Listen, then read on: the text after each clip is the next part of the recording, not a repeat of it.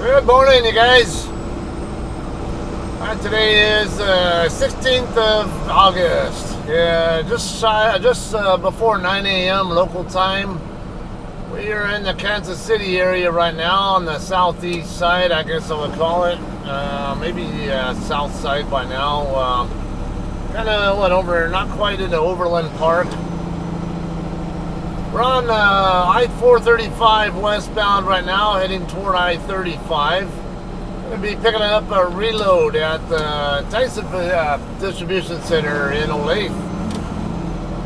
Same place I just picked up from, a week or two ago, something like that. So if you're just looking for what the shipper is like, well, you've probably seen me there before already, so probably not much anything new there. We're on our way over here from Moberly, Missouri, where I delivered early yesterday morning.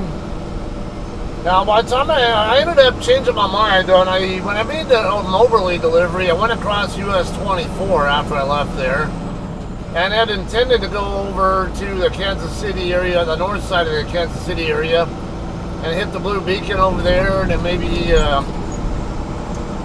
get reefer fuel or whatever at the Flying J across the streets.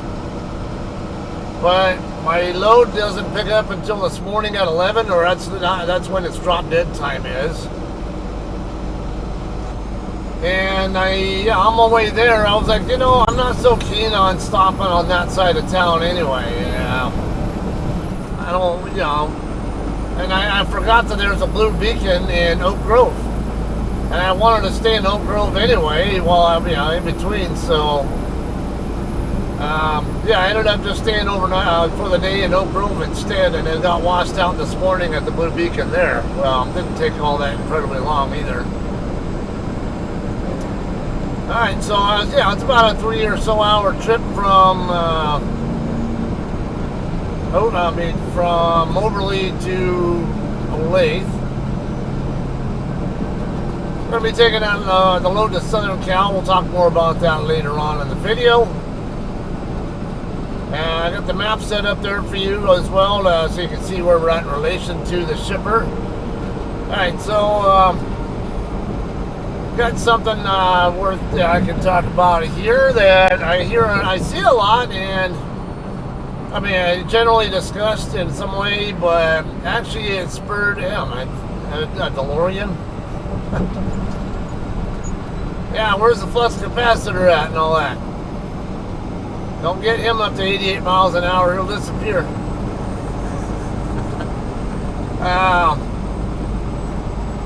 What a classic movie, Back to the Future. Alright, so this pertains to trainers and trainees. Now, you guys might know, a lot of you guys know who've been on my channel a while, you know that I was previously with CR England before coming to JCT. Yeah, I spent 2 years with England, about 15 months as an OTR driver, and then another 9 months in the Walmart dedicated fleet over there before coming to JCT, and I've been here at JCT for 5 years now, actually more than 5 years now. Alright, so I was one of those pipeliners, and I also know I was one of those 6-month experienced trainer guys and all that. So, and one of the things I see a lot on social media when it comes to trainers and trainees, whatever, is like, the only people who should be trainers are drivers with, we'll just say 5 years of experience. People who have been on winter conditions at least a few years. Well, ideally, they're not wrong in a way, but that's ideal. And, and I saw a couple other perspectives in a discussion that is going on currently in the CR England Facebook group, which I am actually still a member of. And that's one of the things I like about being in that group. I can get, as you guys know, my channel focuses a lot on either giving informative or educational info for inexperienced or future trekkers, or maybe even having a different perspective on things than experienced trekkers, some even more experienced than me, might not consider. If it's not any of you guys, then it could be family or friends or whoever random who just wants to vicariously live through our world and understand how our world works in a way. Alright, so very common thing that happens in social media channels is people saying, hey, all the people should be trainers or this. Alright, well, a couple of interesting takes. Now, one of them was a driver in this discussion on the Sea England group. He had a really interesting take on that. And I'm going to give you my own take on top of that I've long held, long before this discussion, today's discussion popped up in there.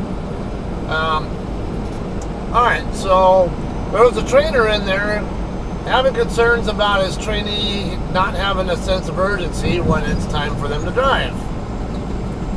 Now, I guess the trainee is done with their 10-hour break and they don't want to get up and start driving. They want to take like 2 or 3 more hours before they actually get up to start driving.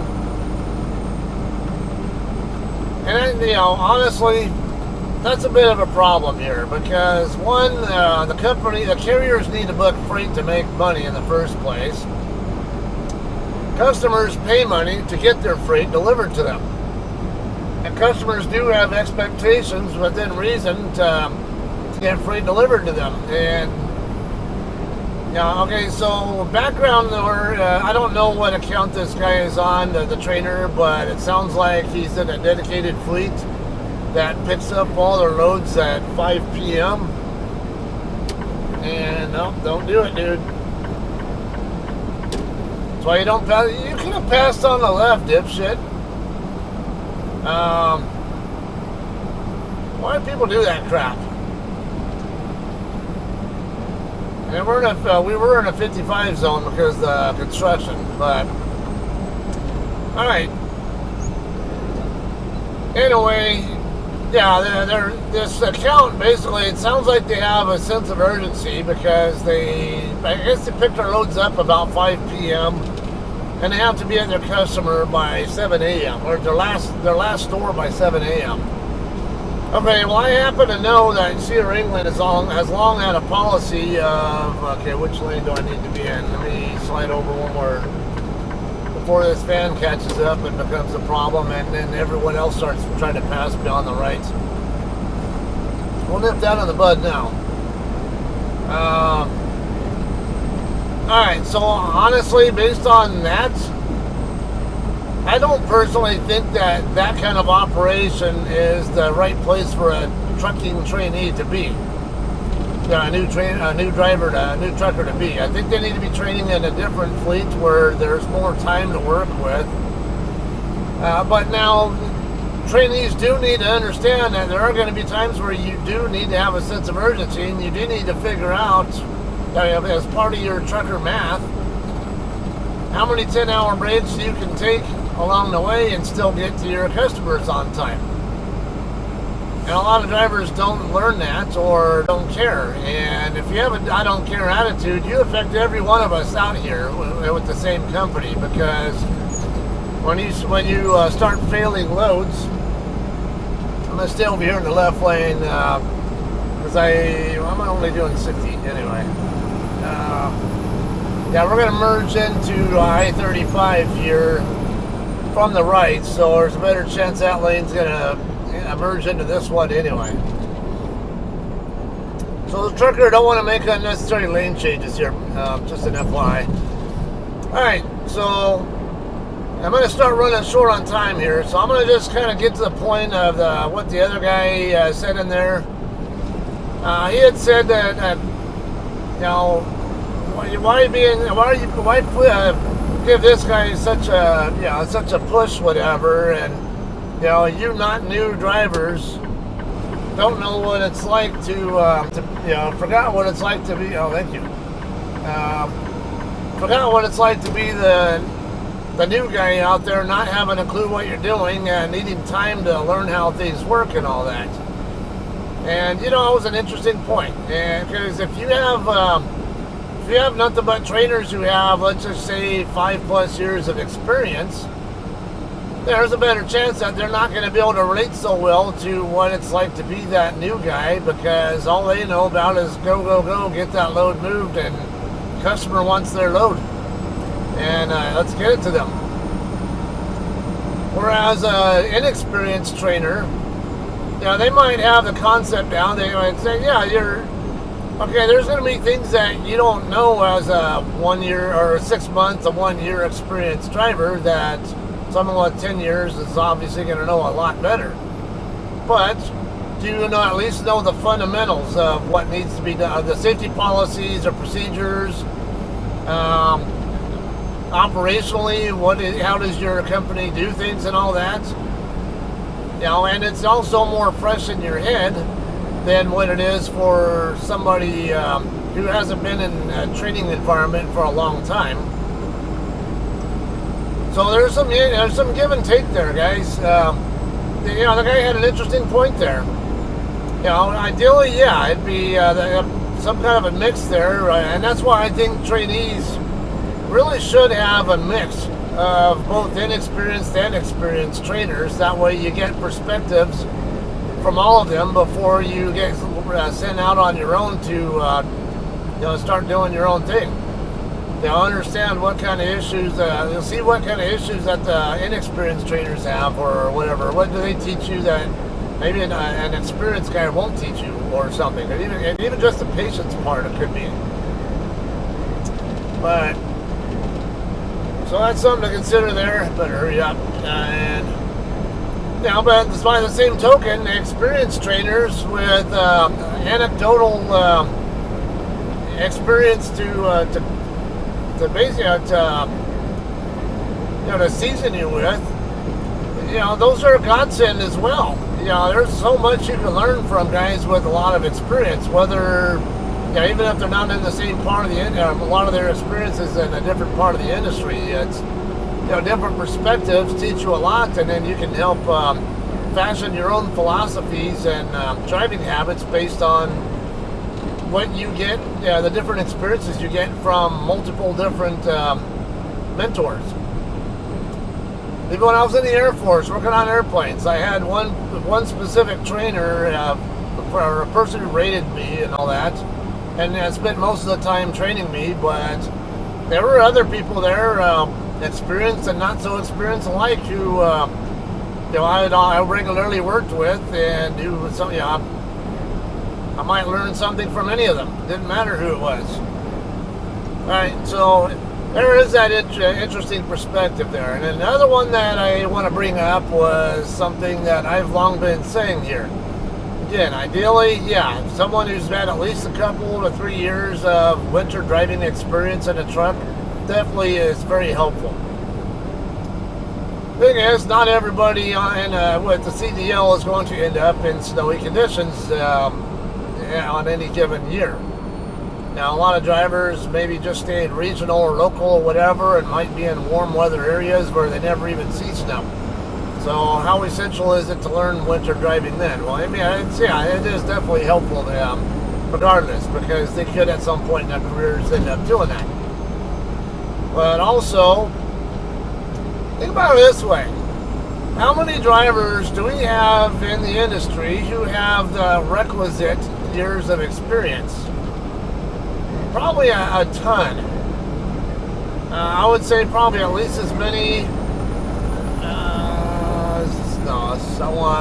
169. That's hopefully it won't be so big a line of traffic there either. All right, we'll just say, like, if we had 1 million truckers out, you know, in the U.S. or something, you know, we could say that probably at least a good 200,000 to 300,000 of those are probably truckers with at least 5 years of experience. You know, this industry has a lot of churn, and a lot of drivers who get their CDLs and don't last a year before they leave the industry. So I would imagine that the demographic of truckers biases more heavily to the inexperienced side nowadays, especially with more there being a heavier demand for trucking in modern society than there was 20 years ago. Yeah, the just-in-time model and all that, and e-commerce and all, a lot of other stuff. That's kind of revolutionized the trucking industry. So, whatever the case, you only have about, we'll just say 200 to 300, and then the other 700,000. I'm just throwing that ballpark swag number in here. I could be way off base with how many truckers are in America and what the demographic is, but it's experience. All right, we're going to be exiting right here. This time the traffic looks better than it did last time I came here. So you have like that pool of, we'll just say $250,000. Just 25% of all the drivers have at least 5 years experience. Out of that 25%, how many of those do you would you say are even willing to be trainers? Because for a person to get trained, there has to be someone willing to be a trainer first. Alright, so if you ideally want your trainer to have at least 5 years of experience, and only 25% of the entire trucking population in the U.S. meets that requisite requirement of 5 years, and we'll just say only, 10% of those guys in the entire who's eligible are willing to be trainers, that's only about 25,000 trainers. So out of 1 million drivers, only 25,000 are willing to be trainers. That's kind of how that could kind of play out. Again, I could be, exaggerating the truth here. I don't know what the number is. I'm just kind of, just as, I guess explaining my perspective here, how little the population is of drivers with that kind of experience who are willing to be trainers. If you have so many, let's say you have 100,000 drivers needing to be trained, and only 25 with the requisite experience, well, who's going to train the other 75,000? You're going to have trainers being doubling up trainees, which this is another concern there. A lot of people have a concern with, and that is commonly done at Sierra England and Covenant. I know for sure. That, or you're going to have to lower your standard as the carrier on who can be your trainers. Yeah, all right. Oh yeah, ideally we want 5 years. Okay, well now we need more trainers, and we have a heavier demand for trainers than we have supply for. So we're going to have to lower our standards so that we have the requisite number of trainers. All right, then so they might bring it down to like 4 years. Okay, well now you have a small number of people there getting added to the pool who might be eligible and willing, and you still don't have the requirement met. So now you start trimming down, making more and more concessions until you finally find that right balance between how many drivers you need and how many trainers are available, or who's eligible and willing to combined to be trainers for those drivers.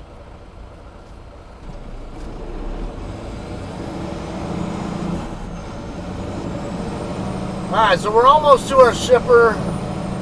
I had a little bit of a snafu there with trying to get we were at the light trying to get my map view changed from regular map view to satellite for you. I forgot to put it in satellite earlier.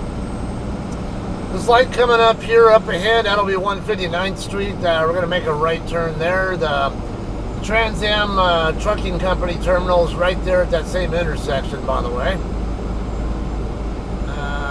We'll just kind of,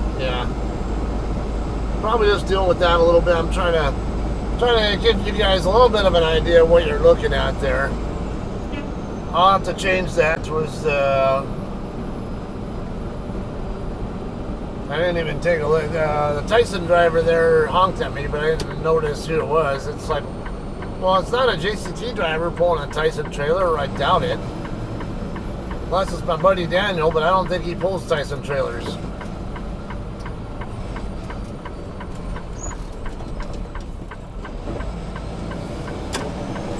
Alright.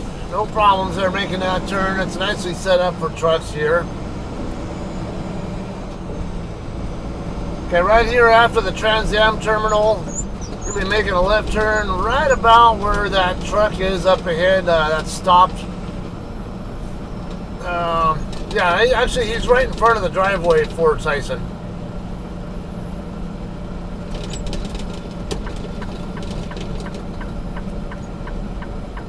I got this other problem here.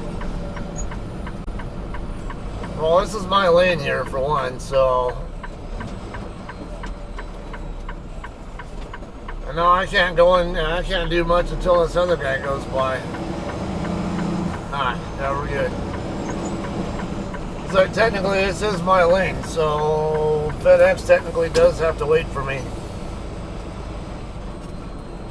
Alright, we're going to come on all the way up here to the limit line as we get up here by where that gate is at. Put your safety vest, your reflective vest on, slide tandems all the way back.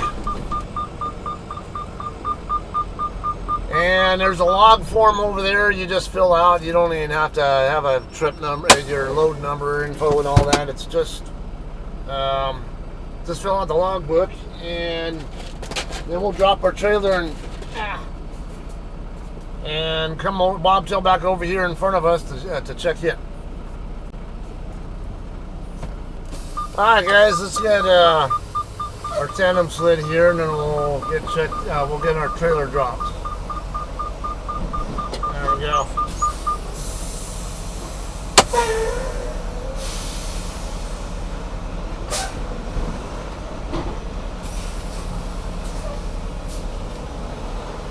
We're good to go there now. Let's go ahead and we're going to come right over here to the right.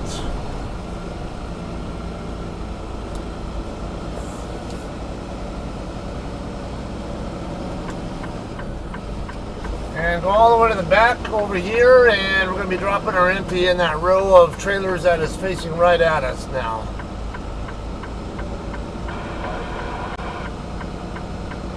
Yeah, this guy here was definitely more better attitude than the last guy I dealt with when I came here last time. Last time I was here, I don't know that not like I even did anything to irritate the guy or whatever. He just kind of had a irritated attitude on him, it seemed, and I don't know if he was annoyed with me in some way or for whatever crazy reason, or if he was just some other stuff going on. But now this guy here, younger blonde guy with curly hair, yeah, he was definitely more friendly. Yeah, and then it was, yeah, he asked me, do you know where to go? I'm like, yep. Alright, so yeah, it was real simple.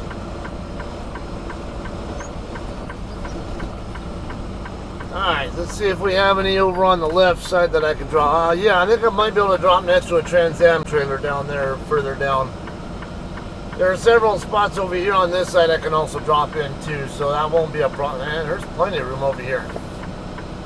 I could have done a U-turn set up here too, but yeah, I know I've been doing a number of U-turn setups lately, and I'm already set up over here, so we'll just go ahead and roll with it.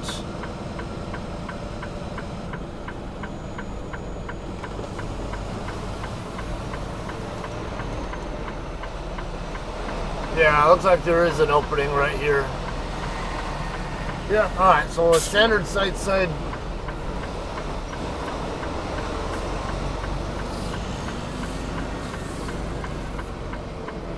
I'm gonna figure out which trailer the shag driver's going for though, so I think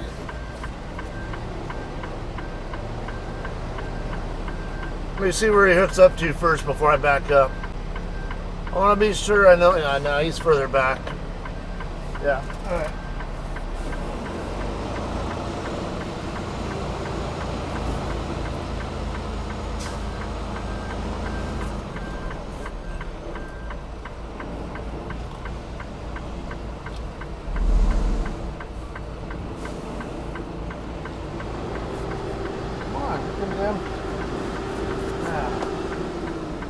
I think I'm late chasing it.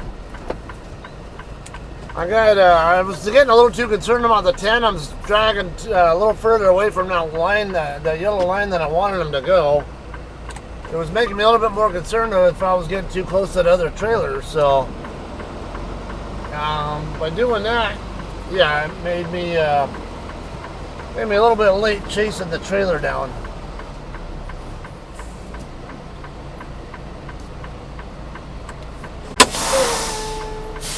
That's the problem with backing a trailer with the tandems all the way back, is it just takes a long time for it, for your drive tires to square up with the tandem so that you can actually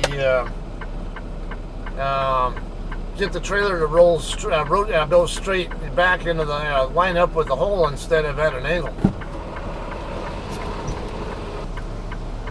Oh, it is disconnected now. Yep, we're good. I just heard it disconnect. Get pulled forward just a tad. Watch for no pressure.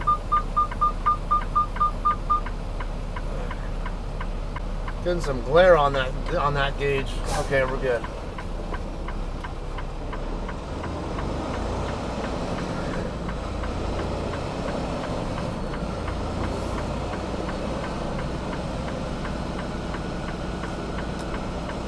Alright, of course, one of the reasons why they want the tandems back early, though, I mean, all the way before you come on the lot, though, is also because there's less risk of tail swings striking trailers that are next to wherever you park, drop your trailer or dock in, or whatever the case might be. It's also, so they say, useful to the dock workers. I'm not so certain I completely agree with that myself, but okay, well, they can go with that if they want. I know. I guess I know it bounces less for the forklift operators that are entering and exiting the trailer, but as far as safety is concerned, I don't know.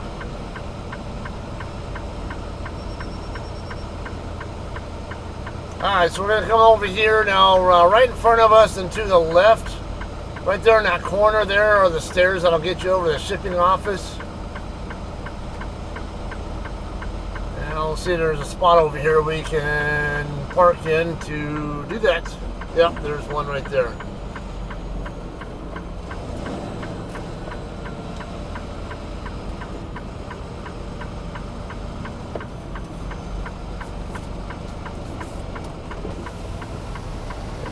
Open. Remember, always have windows open when backing. That way, if you can't see somebody but they can yell, you can hear them.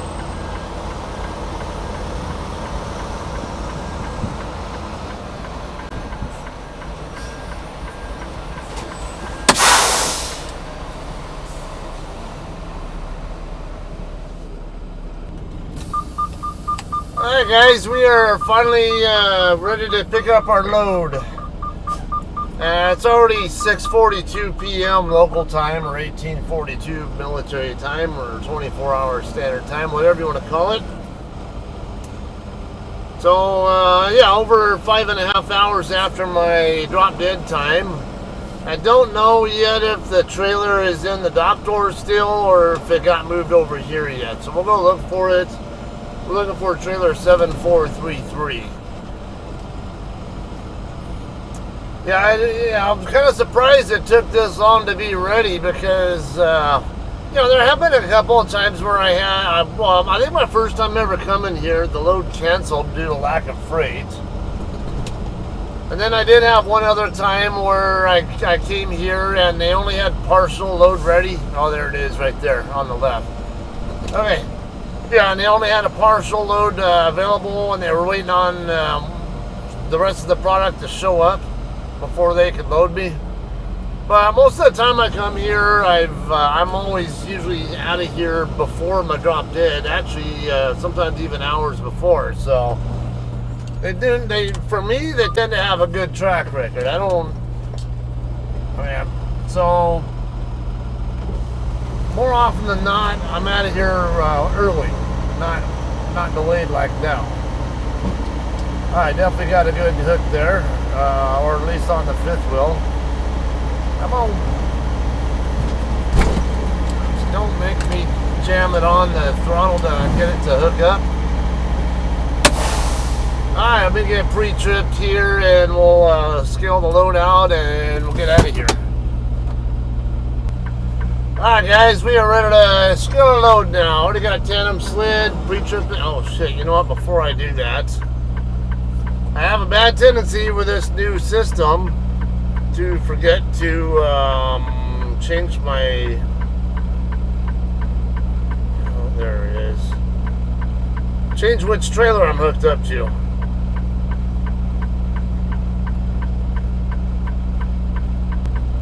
Alright, we are ready to go now. Alright, we're going to make a right turn right here, and then the scale will be right here on the other side of these poles. I got two trucks ahead of me.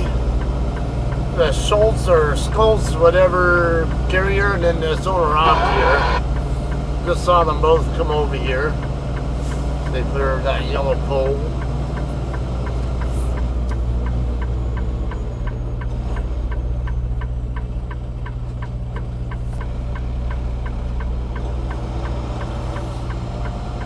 Man, it looks like everybody's getting their bills and scaling out all at the same time.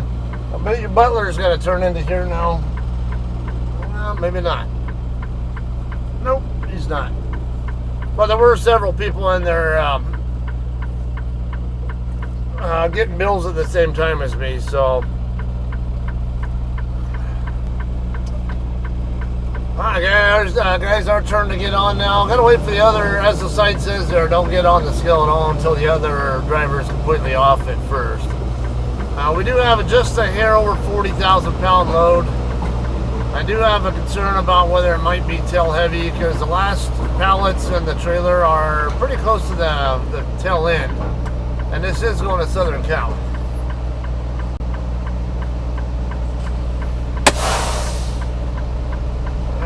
75 760, so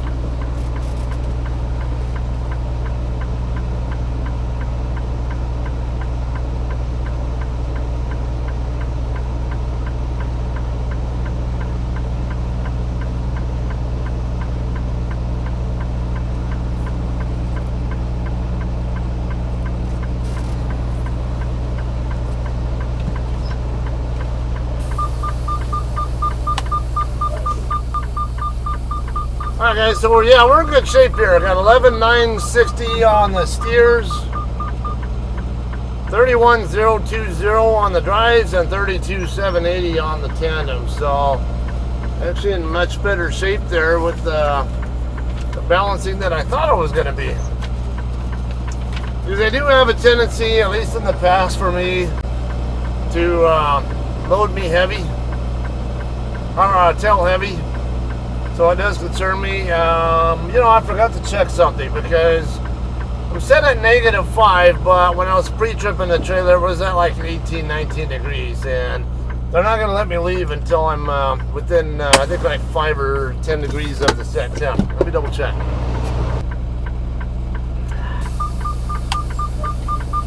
Alright guys, I'm going to have to stay over here to the side and out of the way. I just want to get out of the way of the scale.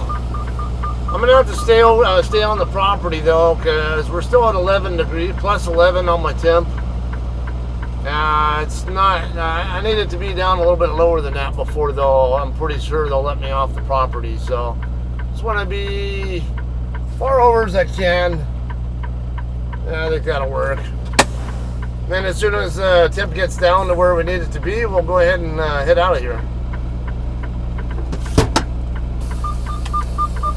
Alright guys, so we're good to go here on the reefer concern. Go ahead and get over here and get checked out. I do see I have a trailer ABS light on my dash, but didn't notice it on the side of the trailer, so that's something I'll check out while we're maybe on our way out. Maybe when I get to the truck stop after I leave here.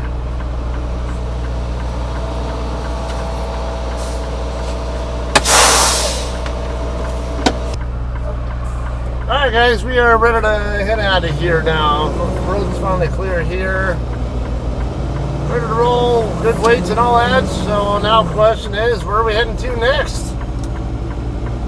I thought I turned that off.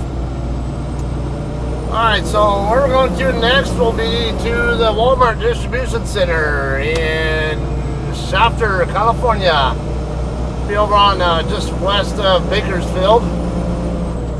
I've been there several times already, and yeah, I'll make good use of them. Didn't I send that? I thought I sent that already.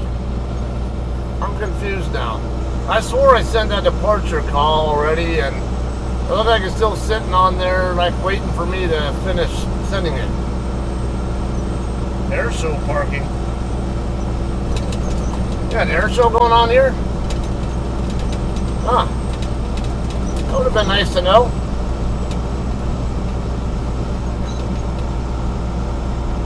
Alright, so we're going to get on southbound I-35. You can see there on my map where we're at. We're going to basically beeline toward Wichita, which you'll see there near the top of the screen. And, let's see. Yeah, once we get, well, I might, yeah, I'll probably run all, I don't know. Yeah, I might run all the way down to Wichita. It'll be late enough in the day for that to be okay. It won't, you know. Shouldn't be so much issue with the traffic there by the time I get down there.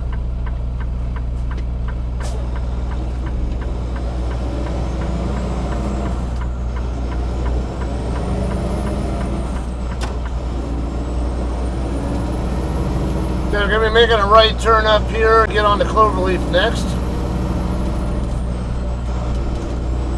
And yeah, we'll just head down to Wichita and get on US 54 westbound in Wichita.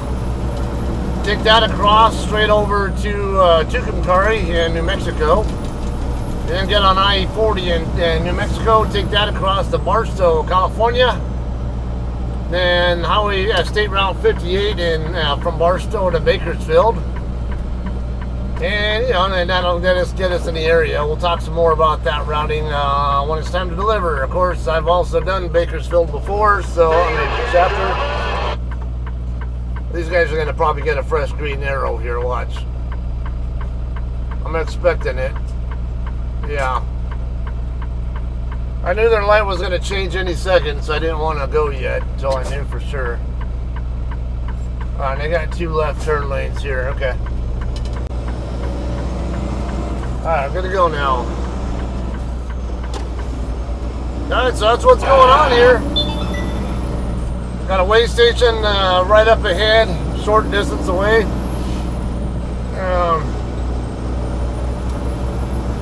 And a reminder for those of you guys who are truckers, I'm getting messages saying that next week is Blitz Week, and they're gonna be focusing on brakes.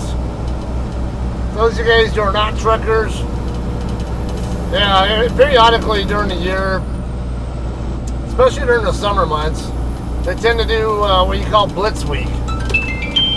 Oh, nice. Yeah, weigh station's closed. Yeah, I can see the sign right up ahead. All right, so Blitz Week, what they do is they do an extra, like a larger number of truck inspections. Usually, or they'll have different things they focus on, but this particular week that's coming up, I think it's next week, they're going to be focusing specifically on brakes, which is very common. Alright, dude, you're going to get by me so I can move over?